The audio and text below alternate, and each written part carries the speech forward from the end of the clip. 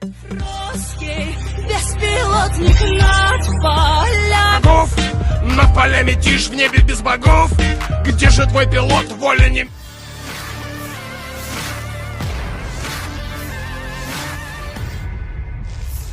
Kendaraan militer infanteri angkatan bersenjata Ukraina kembali dihantam brutal kelompok militer Rusia.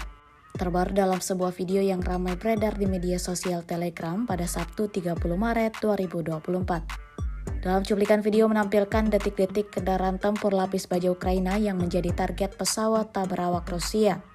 Tampak bagaimana dua serangan mengenai titik target dan tembakan yang presisi. Imbasnya, kendaraan tempur lapis baja Ukraina mulai mengeluarkan kepulan asap yang tebal. Tak lama setelahnya, kobaran api yang besar terlihat jelas dalam rekaman. Diketahui kendaraan militer infanteri Ukraina tersebut rusak total dan tidak dapat beroperasi lagi.